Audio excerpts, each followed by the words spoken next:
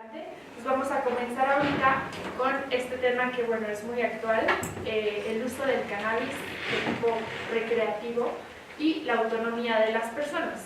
Ahora, bueno, aquí tenemos con nosotros al juez, estoy muy contenta de que haya venido, no sé si todo el mundo escuchó el tema del caso de la niña en Monterrey que tiene epilepsia, y que me parece que ese fue uno de los puntos más importantes para el cual ahorita estamos en donde estamos en cuestión legislativa, ¿no? El motivo por el cual ahorita estamos hablando de el uso recreativo, pues mucho de este ruido y todo lo que empezó ahora con lo del cannabis vino como primer evento de esto, ¿no? Del uso del cannabis como cuestión médica, ¿no?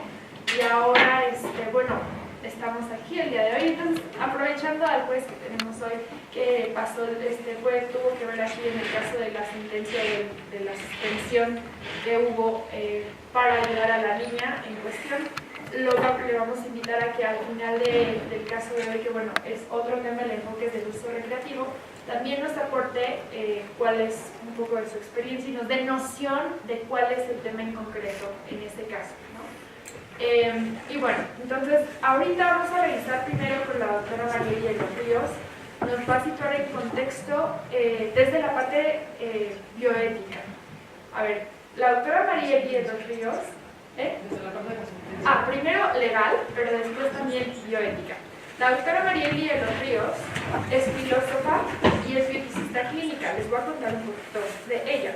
Ella es doctora en filosofía por la Universidad Iberoamericana, maestra en bioética por la Universidad Anáhuac México Norte, licenciada en filosofía por la Universidad Iberoamericana, técnico en urgencias médicas por Iberomed, miembro del Sistema Nacional de Investigadores Scholar Research de Cátedra UNESCO en Bioética y Derechos Humanos, miembro de American Society for Bioethics and Humanities, presidente y miembro del Colegio de Profesionistas Posgraduados en Bioética de México, vocal del Comité de Bioética del Hospital General de México, Dr. Eduardo Lisiaga.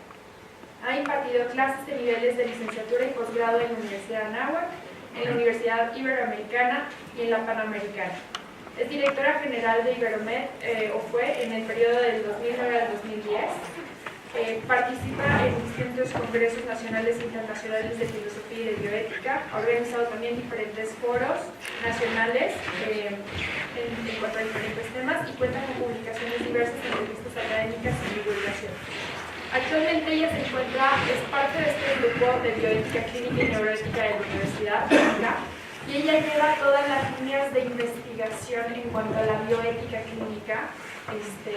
Y la verdad es que ella tiene un gran expertise porque tiene experiencia de haber estado en una estancia en Cleveland Clinic, en donde tomó este concepto de bioética clínica, que es bioética a la cama del paciente, y entonces ella todo esto que tomó de allá lo está viniendo a vertir a México y tratando de adoptar una metodología de la bioética clínica para México, ¿sí? Entonces, y algunas de sus líneas de investigación o mayores intereses son respecto a la autonomía y la toma de decisiones de los pacientes, que tal vez es un tema que pueda parecer muy sencillo, como que pues ya yo respeto lo que el paciente diga, pero la verdad es que hay toda una metodología detrás que se tiene que llevar a cabo y está muy bien pensada, ¿no? Entonces, bueno, Marieli, por favor. Gracias, Marieli. Buenos días a todos. Bueno, para mí, la verdad es que antes que nada quiero agradecer este gran esfuerzo de Vinca, iniciado por Mariel, por el doctor Carrillo, y alimentado poco a poco por todos nosotros que desde distintas áreas vamos tratando y abordando problemáticas que no basta con verlas desde un solo punto de vista, sino que precisamente a mí me parece que un poco la sociedad postmoderna nos está llevando a un diálogo interdisciplinar y eso es lo que hay que rescatar. Entonces, por eso grupos como esto e iniciativas como esta me parece que son iniciativas que hay que apoyar y que hay que caminar, ¿no? O sea, hoy por hoy ya las visiones dogmáticas ya no nos sirven de nada, más bien lo que tenemos que hacer es salir al encuentro con el otro. Entonces, en esa medida, yo le agradezco a Mariel y le agradezco a Vinca esta pues, oportunidad y este esfuerzo. Ahora, un poco la idea de brindar ciertos elementos es, cuando Mariel me comenta un poco el tema que vamos a discutir sobre la eticidad o los aspectos bioéticos, del uso recreativo de la marihuana, no del uso médico, porque aquí tenemos una persona que conoce bien y que ahora lo va a decir un poco más adelante en la sesión, sino más bien la discusión que hay es en torno al uso recreativo de la marihuana. Lo primero que tenemos que hacer es ubicar el contexto en que se está dando esta discusión. ¿Por qué? Porque desafortunadamente desde noviembre del año pasado ha sido materia para muchos diarios, para muchos noticieros, incluso para muchos memes, pero no, es decir, si uno analiza toda la discusión, ya no tiene nada que ver con la sentencia original propuesta por el ministro Saldívar. Entonces, a mí me interesa mucho ubicar, lo primero que hay que hacer con estos temas es ubicar de dónde está viniendo la discusión, porque si bien actualmente estamos peleándonos unos con otros y despenalizamos el uso de la marihuana con fines recreativos o no lo despenalizamos, no tiene nada que ver esa discusión con la discusión original. Entonces, algunos elementos muy breves, justamente la estructura de las sesiones, primero dar la introducción, luego abordar las cuestiones médicas y por último, bueno, el análisis propiamente del caso con algunos flashes de lo que sería el abordaje desde el punto de vista bioético.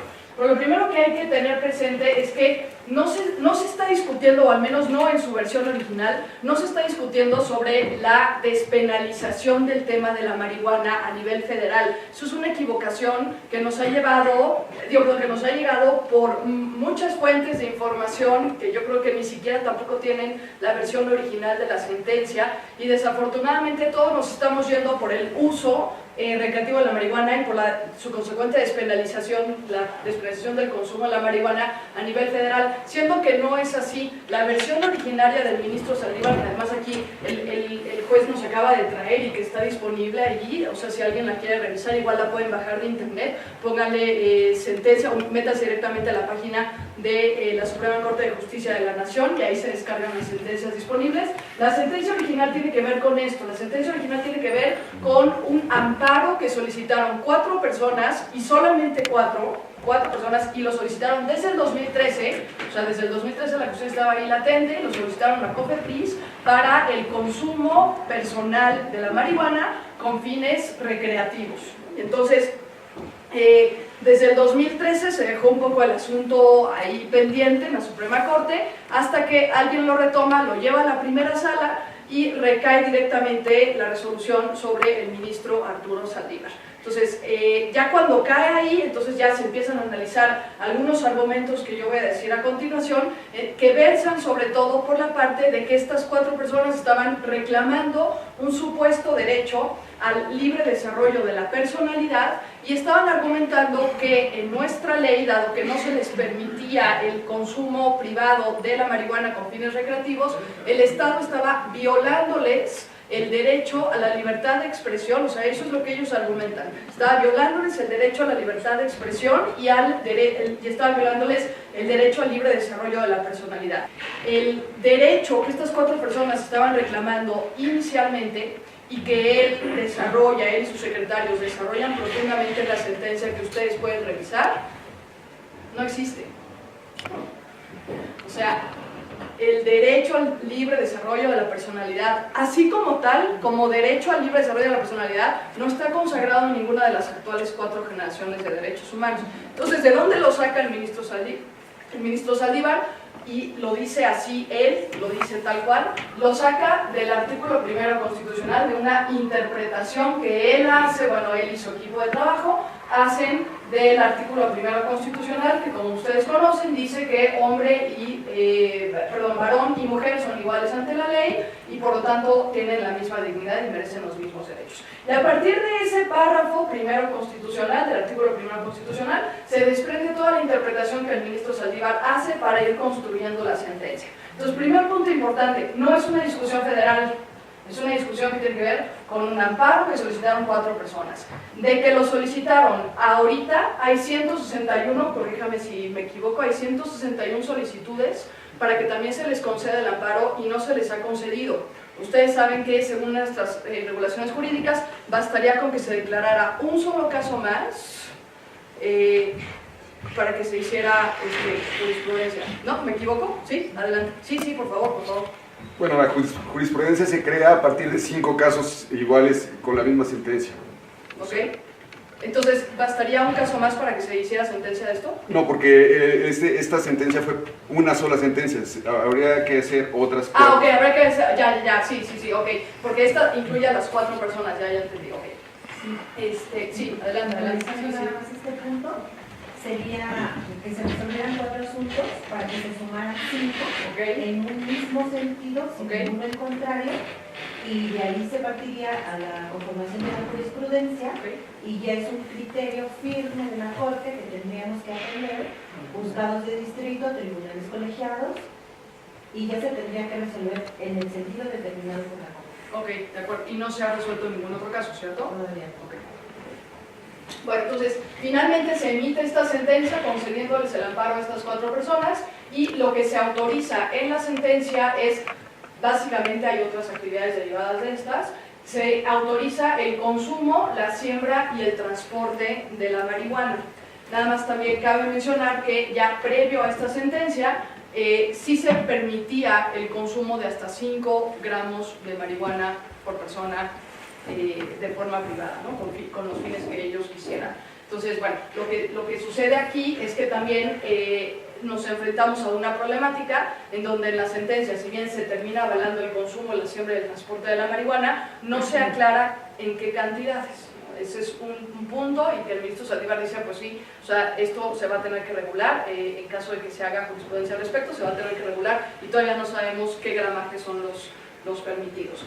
Ahora, es importante decir que a la sentencia se le ponen ciertos candados, es decir, no se deja abierta, no se deja a un montón de interpretaciones que se pudieran hacer de esto, sino que sí es muy clara, y el ministro Saldívar lo declara incluso públicamente también, que tiene ciertos candados esta sentencia o esta autorización para el consumo, la siembra y el transporte de la marihuana. Número 1, que no altere el orden público, o sea, la construcción de la sentencia lleva ciertos procesos, y uno de esos procesos que se hicieron fue precisamente ver si al momento de permitir el uso de la marihuana no se iba a alterar el orden público. O sea, fue un análisis que se hizo en todo el proceso de construcción de la sentencia. Entonces, número 1, que no altere el orden público. Número 2, que no afecte a terceros. Es decir, un poco ahí también se une con lo que voy a decir después del análisis del caso, que es todo el tema del tabaco y el alcohol, y en parte algunos dicen que la cafeína, que tiene que ver precisamente con que a lo mejor el daño que se hace no es un daño únicamente personal, sino que efectivamente sí repercute en una sociedad y sí repercute en terceros. Bueno, el ministro Saldívar dice que la única forma en que se podría consumir marihuana de forma privada y con fines recreativos sería asegurándonos que los terceros involucrados dieran su consentimiento para que se pudiera consumir en frente de ellos, es decir, pensando un poco hipotéticamente, y lo dijo así también tal cual el ministro Saldívar, o sea, si vamos a un restaurante y vamos a fumar un porro de marihuana, pues entonces tendríamos que pedirle autorización a las personas que están en las mesas de alrededor para fumarlo en frente de ellas, porque efectivamente se ocasionaría ciertos daños. Que no se permitan las actividades de comercio, este es un punto importantísimo que voy a decir después, que es quizás una de las contradicciones internas más importantes que tiene la sentencia y que es reconocida por el propio ministro Saldívar, es precisamente que, como ya lo dije en la diapositiva anterior, se permite la siembra, el transporte y el consumo de la marihuana, pero no se permite el comercio sigue estando prohibido. Es todo el tema del narcotráfico, es todo el tema del narcomenudeo. Entonces, esto sigue estando prohibido, incluso es una de las cosas que se le preguntan al ministro y que se le debaten a la sentencia, que al final del día, para que alguien consuma marihuana, siembre marihuana o transporte marihuana, se necesita un acto previo de comercio de la semilla de marihuana, y eso no lo permite todavía la ley. Entonces, ¿de dónde van a sacar, si son las que se les permite el consumo de la marihuana, de dónde van a sacar la semilla? Es una de las cosas que hay por ahí internas. Se admite y se declara así tal cual en la sentencia que la marihuana no es inocua, o sea que sí tiene efectos adversos para la salud, pero se argumenta al mismo tiempo que a pesar de que sí los tiene, y se reconoce que sí los tiene, sus efectos son menores que los provocados por otras dos sustancias que tienen efectos adversos, que es el alcohol y el tabaco. Ahora, la segunda parte es, el doctor Sousa es un psiquiatra que viene precisamente a hablar sobre los efectos adversos del uso de la marihuana.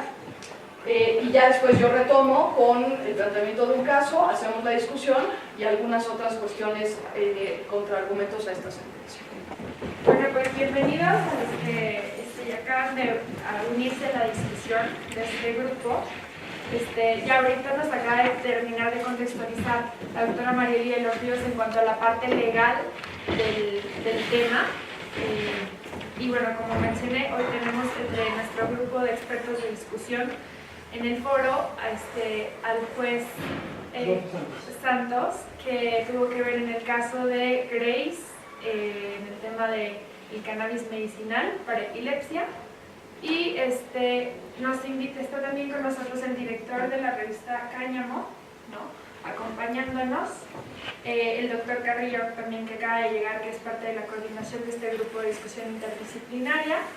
Y bueno, ahora vamos a darle pie y foro al doctor Mario Sosa, que como ya nos dijo la doctora Marieli, él es médico cirujano de la UNAM con especialidad en psiquiatría y psicoanálisis.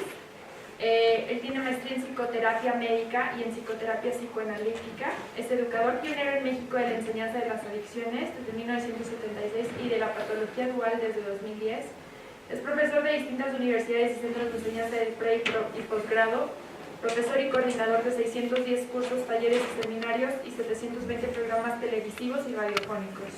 Él es miembro del comité editorial de la revista de la Facultad de Medicina de la UNAM, Boletín del Instituto Mexicano de Psicoanálisis, Revista Electrónica de Federación Iberoamericana de Medicina Neuropsicológica y Revista Electrónica de Psiquiatría APM, órgano oficial de la Asociación Psiquiatría Mexicana.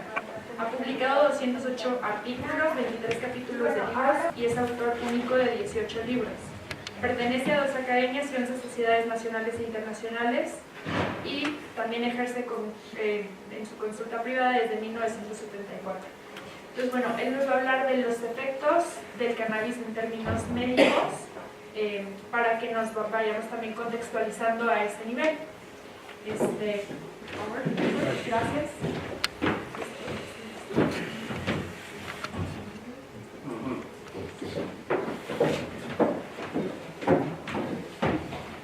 Bueno, pues gracias por la invitación.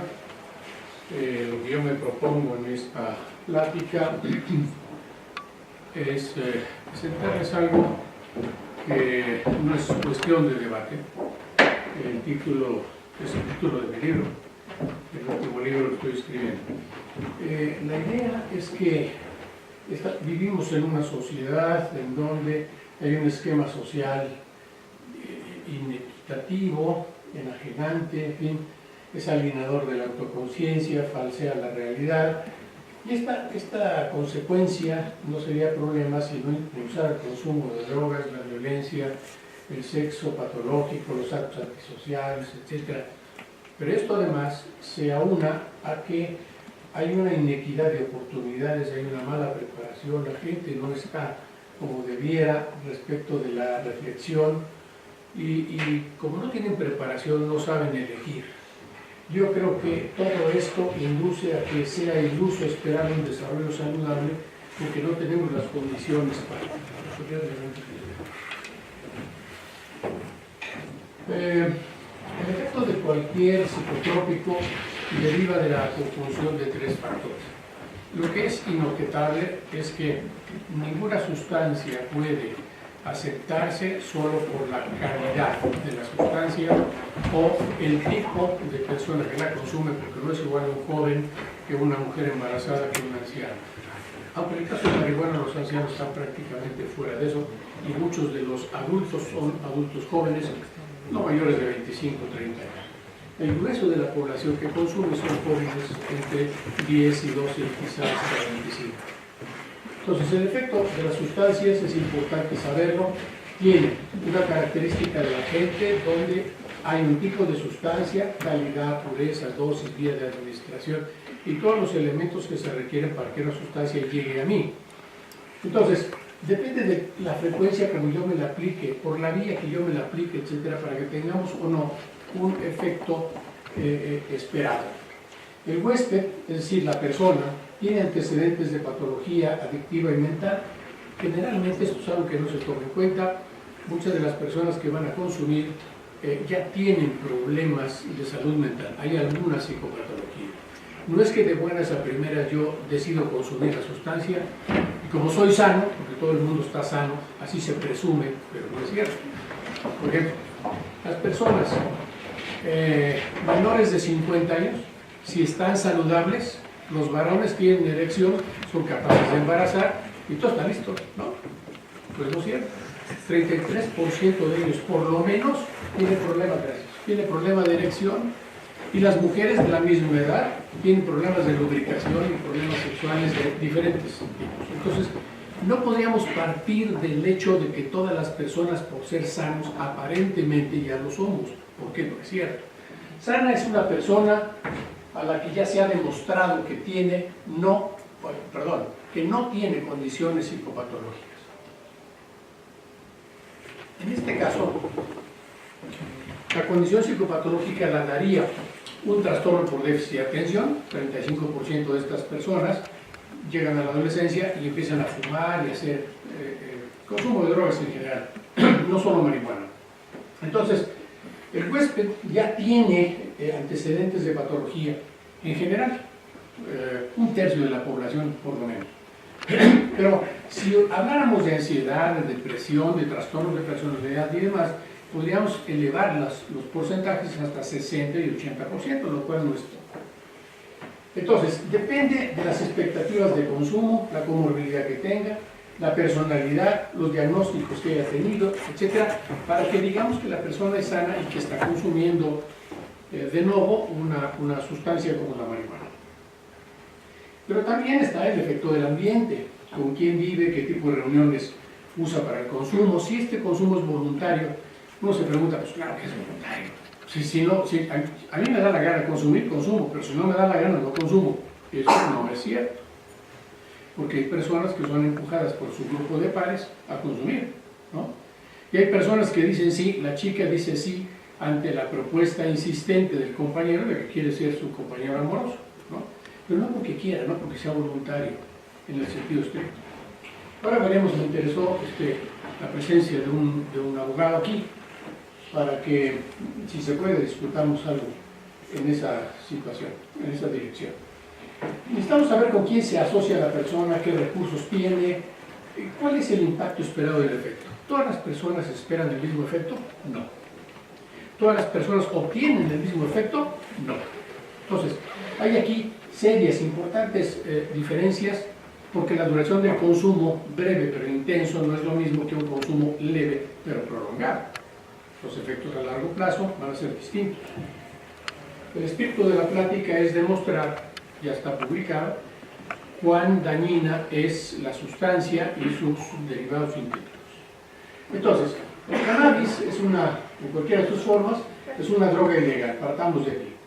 Pero es la más consumida en el mundo, lo cual no quiere decir que sea benéfica, lo cual no quiere decir que, bueno, como se consume todo el mundo, pues acá también, ¿no? No. De aquí vienen efectos que van desde lo mágico hasta lo paliativo. Y entonces dice la gente, bueno, pues si mi abuelita la untaba para las reumas, pues ha de ser buena, porque si es buena, si estamos en el cerro y no hay ningún médico, no hay ningún medicamento y es lo único que tenemos, bueno, a faltar pan tortillas, entonces la persona pues consumirá eso, porque no tiene otra cosa. Pero si comparamos los efectos antirreumáticos de la sustancia con medicinas que hoy utilizamos, ¿no?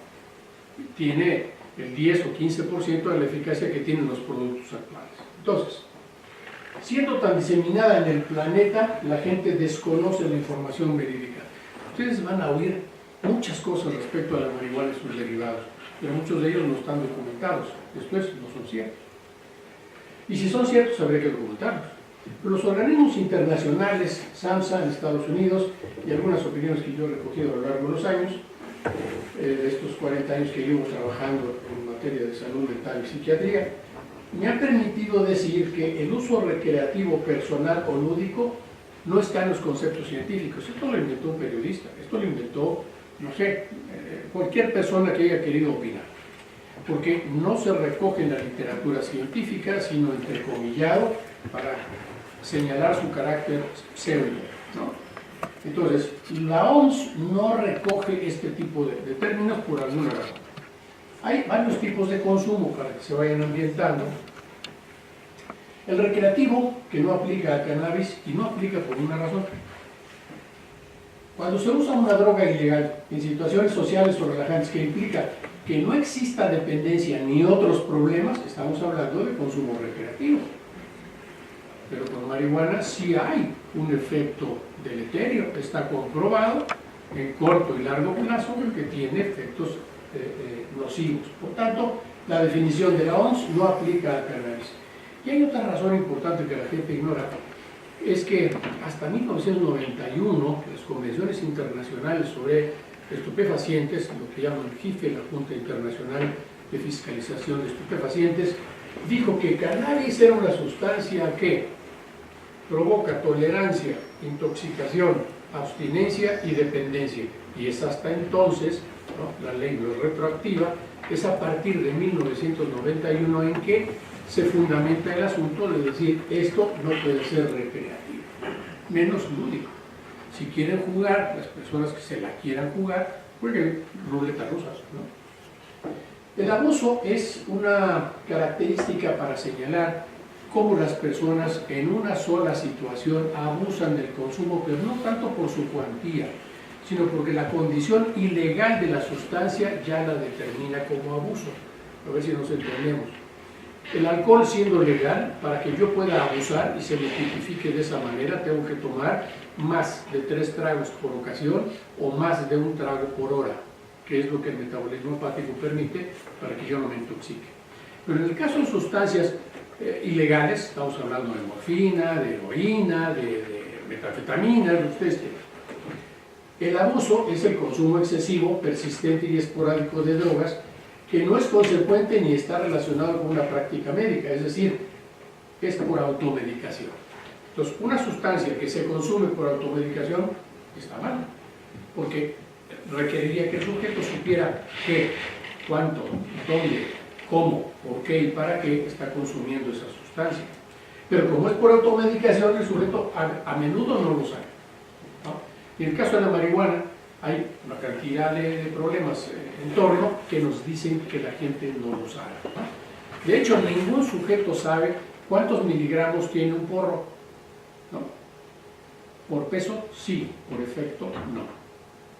Entonces, ¿cómo sé yo que me va a intoxicar si no sé cuántos miligramos tiene? Tendría que determinarse la cantidad de delta 9 THC para que yo dijera, esta es más fuerte que aquella. La de Colombia es más fuerte que la que viene del Canadá y la que, ¿no? Así se oye que dice la gente. ¿Y cómo lo sabes? Es más, ¿cuántos miligramos consumes tú en cada inhalación? En cada porro, ¿no? En un lapso de 6 meses. ¿Cuánto has consumido? Nadie lo sabe, porque no se han hecho las pruebas suficientes. Por eso cuando la gente dice, es que es sano, lo que pasa es que les gusta fumar marihuana porque quiere divertirse, es sano, ¿ya le hicieron alguna aplicación? Test psicológicos, ya tiene una historia clínica, ¿ya lo analizaron el sujeto? No, como sabemos que es sano.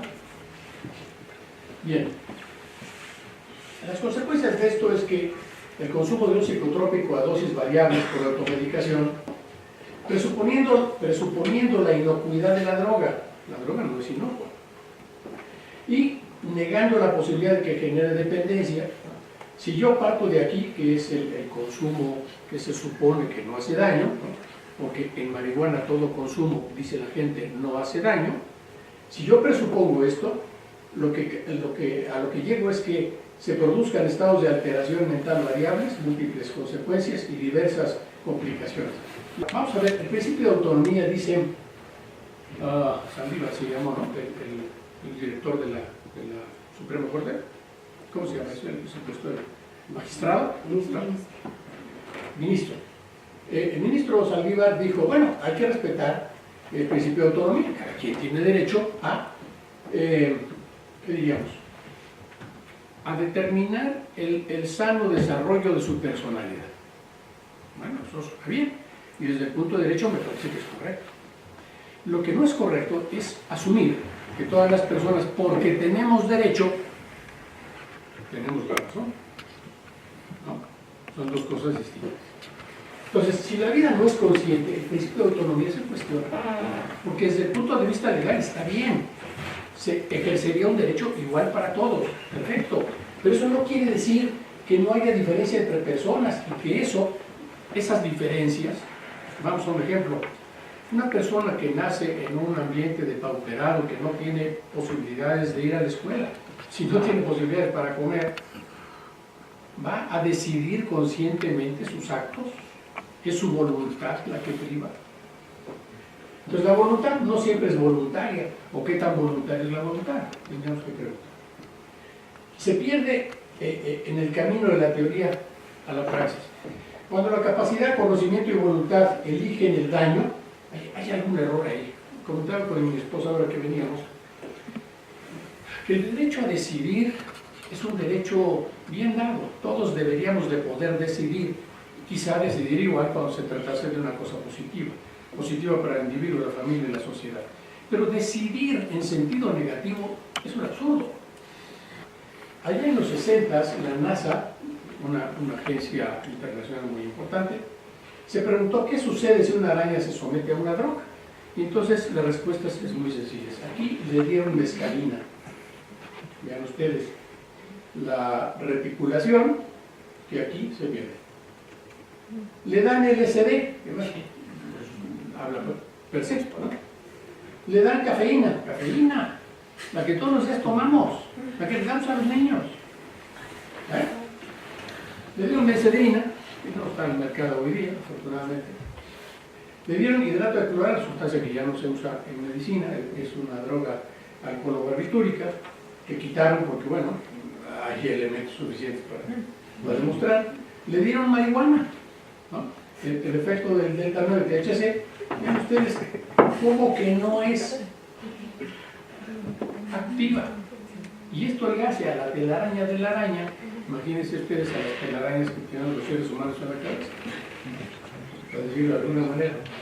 Los efectos documentados, no voy a hablar de lo que yo creo, voy a hablar de lo que se ha documentado internacionalmente. Los efectos documentados es que esta sustancia llamada delta 9 THC produce intoxicación, produce tolerancia, produce abstinencia, abuso y dependencia. Lo dice la directora del National Institute of Drug Abuse. En el aparato respiratorio, el humo de esta sustancia es más fuerte, grave y dañino que el del tabaco. Un cigarrillo, no viene aquí, pero un cigarrillo de marihuana equivale a 15 o 20 cigarrillos de tabaco, nomás para que tengan una idea. Da bronquitis aguda, crónica, enfermedad pulmonar obstructiva crónica, infecciones pulmonares y cáncer. En el corazón provoca taquicardia, arritmias, aumento del riesgo de infarto al miocardio. Riesgo mayor en personas de mayor edad, claro, y con personas que ya tengan problemas cardíacos previos. Vasodilatación de poca duración porque por efecto de tolerancia no sirve, hay que estar aumentando las dosis. El efecto dosis dependiente asociados a la cronicidad del consumo, le pongo una interrogación, porque ya dijimos que los tres elementos dan el efecto de una sustancia. No puede ser que la dosis, que mientras más alta sea la dosis, mayores efectos negativos tenga, ¿no? Es cierto, la dosis da eso, pero también cuenta el individuo, también cuenta su nutrición, las horas de sueño, etcétera, ¿no? Hay muchos factores en juego. Bien, entonces hay efectos dosis dependientes, decíamos, y se ha demostrado que el consumo semanal se asocia a infarto agudo de miocardio.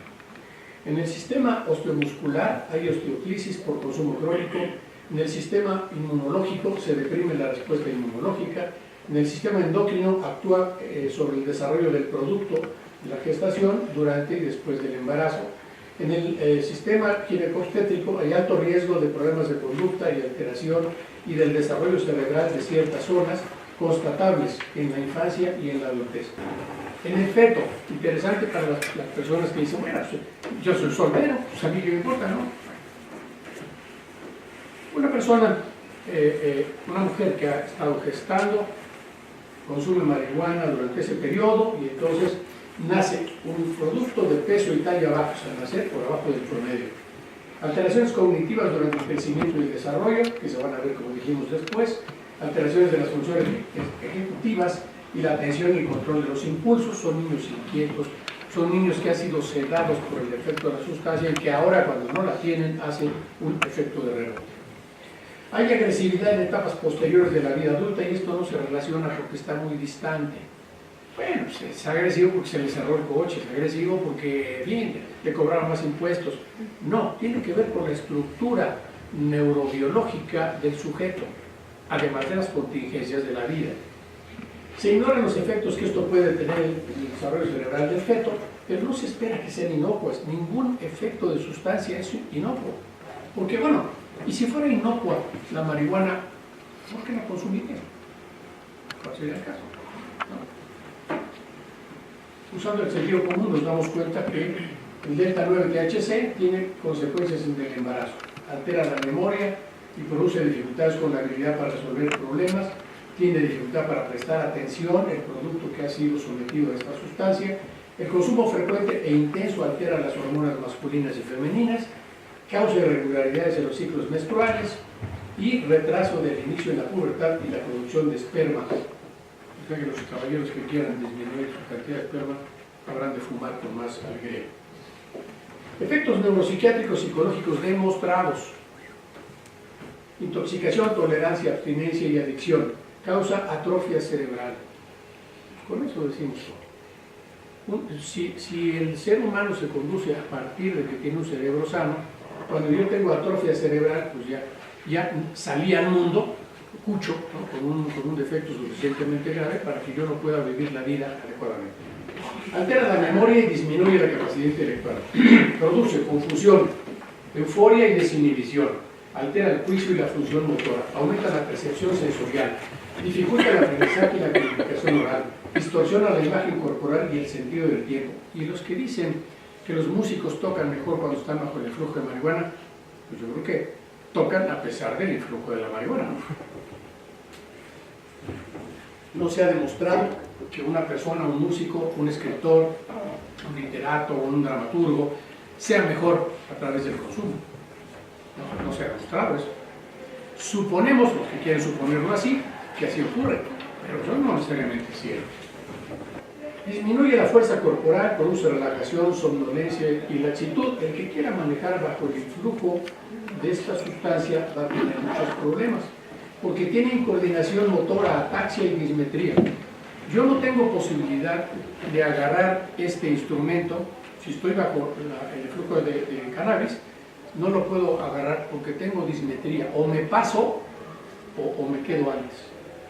La dismetría es una falta de control cerebral y cerebeloso que no me permite que yo tenga la posibilidad de dar la vuelta en el coche adecuadamente cuando empieza la curva, sino que me puedo tapar, que es lo que ocurre, ¿no?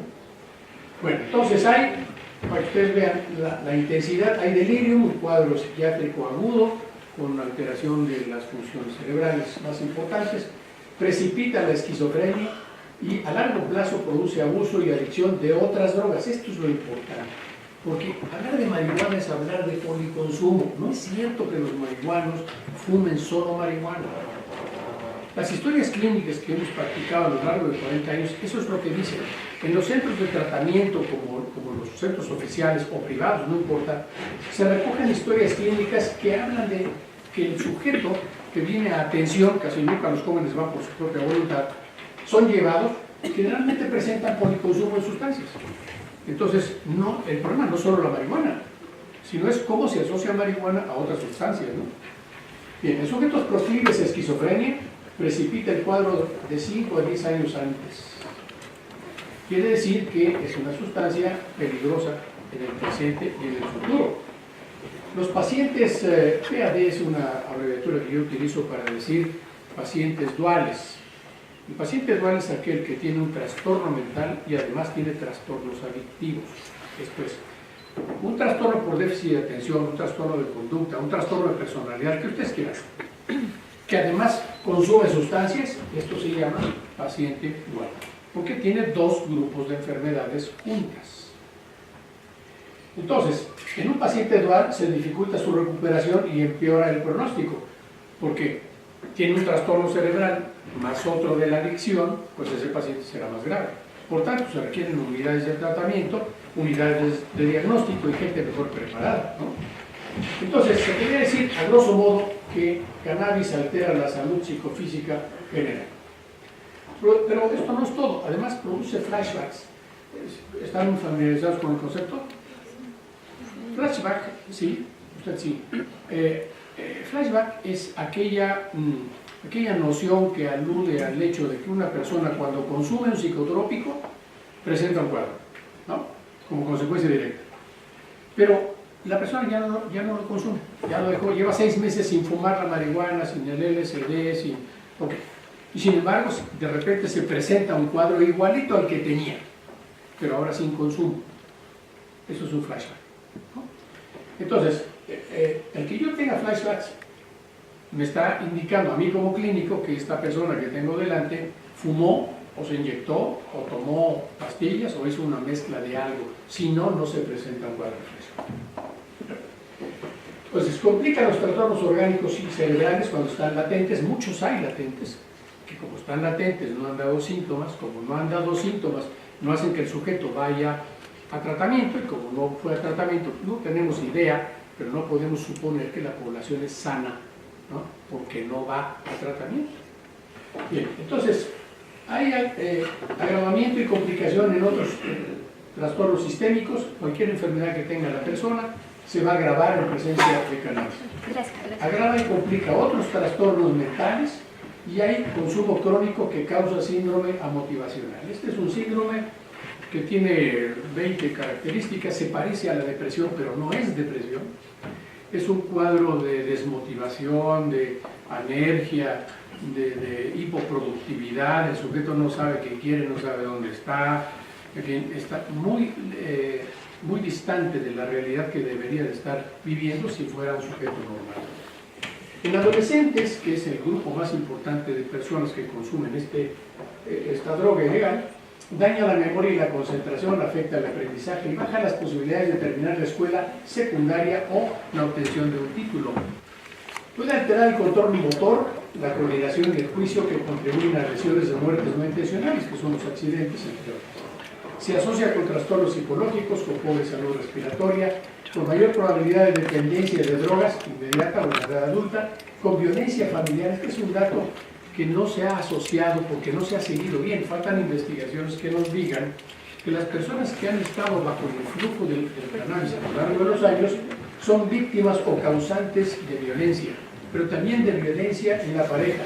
Y violencias a todos los niveles. La violencia es un término muy genérico que abraza muchas posibilidades de conducta. Este es el síndrome motivacional del que estaba yo hablando. Vean ustedes la cantidad de síntomas: pasividad, apatía, conformismo, aislamiento, introversión, falta de emoción e indiferencia, tristeza, falta de afecto, abandono del cuidado personal. Parece una depresión, ¿no? Pero no es. Deterioro de habilidades sociales, inhibición o incapacidad, disminución de la atención, lentitud de los reflejos osteopendinosos. Y el chiste aquí, traigo esta diapositiva por esta razón. Estoy hablando rápido porque tengo poco tiempo. Aún bajo tratamiento puede requerir de meses. Un tratamiento adecuado para el síndrome amotivacional puede durar varios meses antes de que la persona se sane o supere la condición. No sabemos qué es lo que causa más en unas personas que en otras. Se habla de factores de susceptibilidad, factores de riesgo y factores de protección. En el caso del cannabis, se habla de que es más sensible en la infancia y la adolescencia, cuando hay policonsumo, que es variedad. Pero esto se suma a las características biopsicosociales individuales, sus implicaciones para el cuidado de la salud mental, porque una persona que está afectada de la mente no tiene capacidad de cuidar su salud física y mental de la misma manera que una persona que está sana. Otro de los rasgos es que hay trastornos de personalidad como el otro trastorno mental de la patología dual. Entonces, ¿qué trastorno de personalidad les gusta? Depresión, ansiedad, personalidad sociopática, compulsiva, toda la gama de trastornos de personalidad pueden estar incluidos acá. Y la gente con trastornos mentales primarios, como esquizofrenia, hay otras enfermedades también, es más vulnerable al psicotrópico, ya lo habíamos señalado. Cuando dicen, bueno, pero esa es la marihuana. si quitamos la marihuana y hacemos un resumen, una síntesis de sus productos, ¿no? Le quitamos lo tóxico y entonces como estos son sintéticos, pues ya no van a tener tantos problemas. Oye, dijeron los científicos, bueno, pues vamos a probar, ¿por qué no? Hay que estar abierto a las posibilidades terapéuticas cuando caben, ¿no?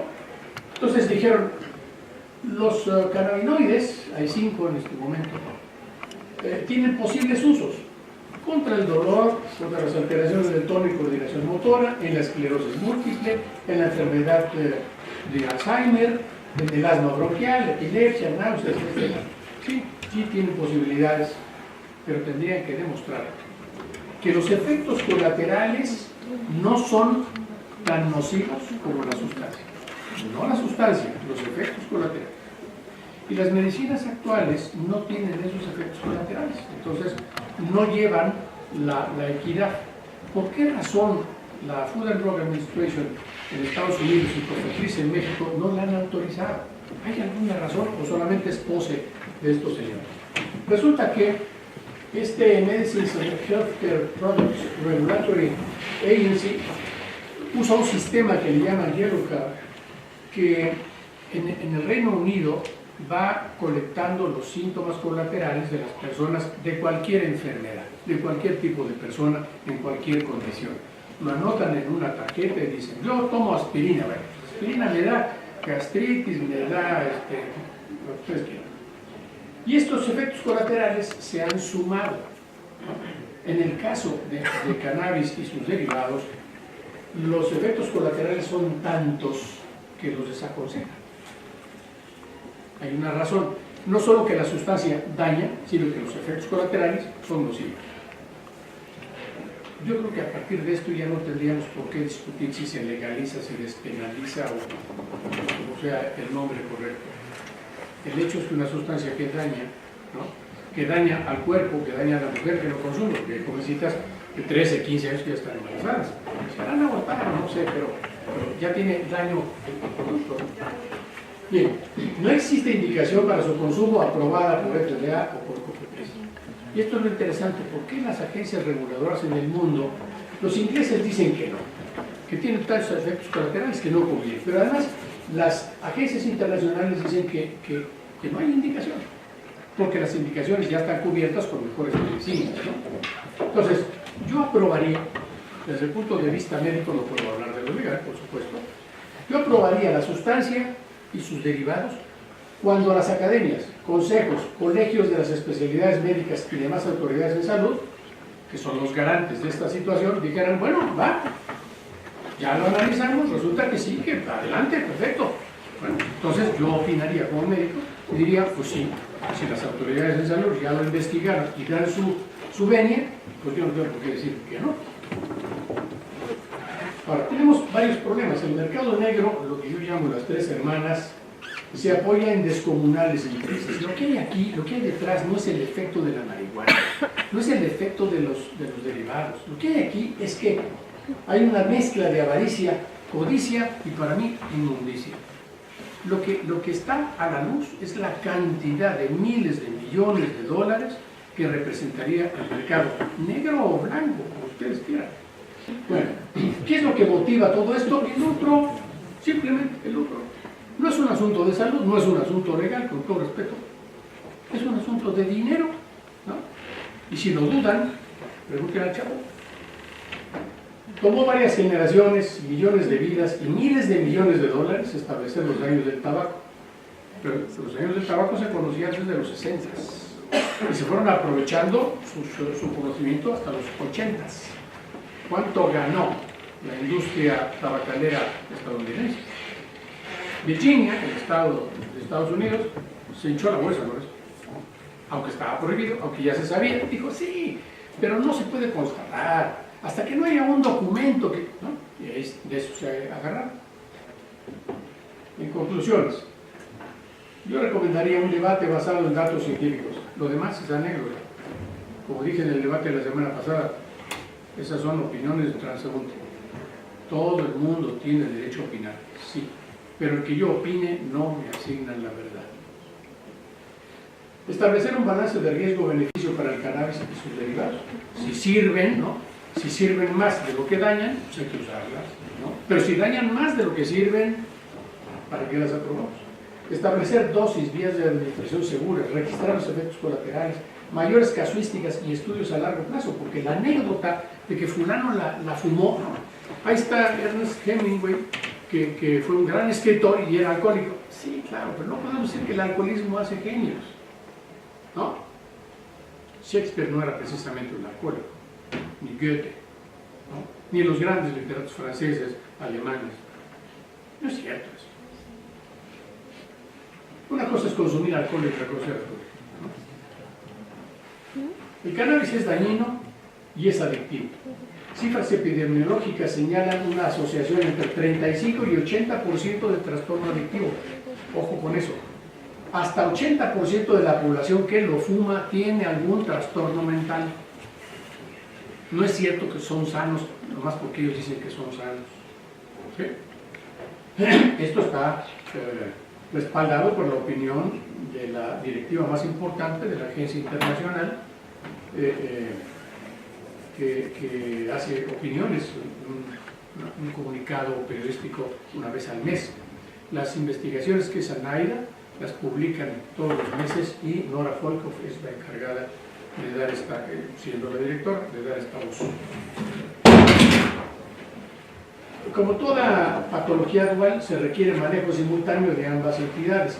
No gano nada si le doy tratamiento al trastorno inducido por consumo de cannabis nada más y dejo el otro trastorno mental. Yo tendría que atender las dos situaciones al mismo tiempo. En México no estamos preparados todavía para hacer diagnóstico de dos entidades al mismo tiempo, de tratarlas al mismo tiempo, porque los médicos, el personal de salud en general, se resiste a aceptar que además de una enfermedad puede haber otra. Y eso es común, ¿no? El que tiene pie plano y usa lentes, pues tiene dos enfermedades al mismo tiempo. Cualquiera de nosotros que usamos lentes, pues seguramente tenemos alguna otra, ¿no? Y podemos tener dos, o tres, o cuatro, o cinco, ¿no? Pero no lo vamos a saber hasta que no apliquemos historias clínicas regulares. Entonces, los datos verídicos podrán ayudar a evaluar los efectos adversos y posibles beneficios, pero mientras no tengamos esto, yo diría, mejor no la regularicemos. Que vayan al Congreso las personas que saben, que discutan los que tienen información sólida, porque las demás opiniones de un periodista o de cualquier persona no servirían para estos efectos. Determinar las posibles interacciones farmacológicas y contraindicaciones, porque este es un producto que daña el cerebro. Entonces, si yo tengo Parkinson, pues a lo mejor me ayuda. ¿Y qué hay con la medicina del Parkinson? Yo necesito tomar las dos, ¿no? Y si no duermo, pues algo para dormir. ¿No? Así son los médicos que dan medicinas para los síntomas, ¿no? La información actual sobre la utilidad terapéutica del cannabis y sus derivados señala hoy inconveniencia. No sé si mañana, si la investigación avance. A pesar de algunos efectos favorables sobre ciertos procesos patológicos, no se puede considerar a estos compuestos como parte de la herramienta terapéutica, porque hay mejores medicinas. Hay medicinas que no tienen efectos colaterales y que no dañan tanto. Por lo tanto, habríamos de recomendar, primero, difundir información acerca de los riesgos que conlleva su uso. Este foro y cualquiera otro, donde podamos decir, señores, tengan cuidado con esta sustancia, es lo ideal. Riesgos que conlleva su uso y para impedirlos, realizar programas de prevención y evitar el consumo. Hay que realizar programas de tratamiento contra el abuso y dependencia del cannabis. En ninguna unidad clínica hay recomendación de una enfermera, una socióloga, una trabajadora social, un médico, que diga, no muchacho, mira, espérate, no consumas eso porque tiene tal y tal. Porque se parte del derecho, bueno, es que yo tengo derecho, ¿no? Sí y no. Si quieren discutimos ese punto.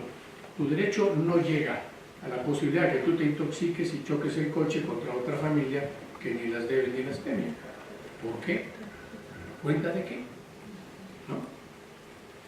Hay que incluir en los esquemas de tratamiento del paciente dual, es decir, con otro trastorno comórbido, programas de prevención y tratamiento. No solo los programas generales de prevención, en los de tratamiento. Hoy día se da tratamiento para muchas sustancias y sin embargo no alcanzamos estas recomendaciones.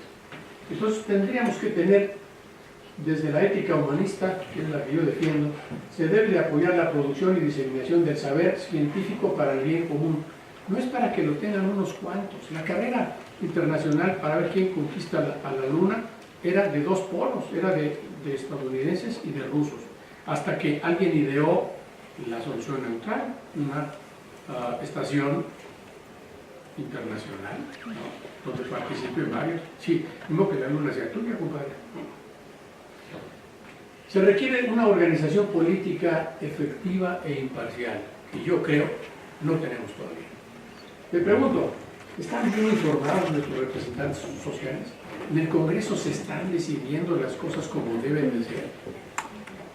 Mi hermano fue diputado federal y me acuerdo que yo le decía en muchas ocasiones, mira, hazte asesorar. Es que tengo que dar opiniones de temas que no sé, hazte asesorar. Es que se requiere que yo diga tal y cual y me paro en la tribuna y digo, sí, por eso, hazte asesorar. Pero si no te asesoras, lo que tú crees y piensas puede estar fallido. Es un riesgo. Pero ellos están igual, ellos tampoco saben. Bueno, sí, claro, igual no saben, pero tu derecho es tu obligación.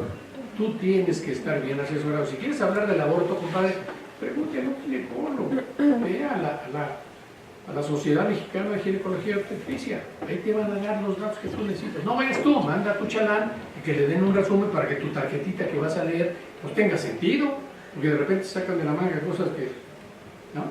¿Se acuerdan que el presidente Calderón, abogado de carrera, era presidente de un banco? Y luego fue secretario de Energía y Minas. Yo me pregunto, ¿y cómo? Esas cosas pasan en este país, no necesariamente en todos los países. Bien, entonces, la ciencia, para mí, la ciencia al servicio de la política o la política al servicio de la ciencia. Gracias.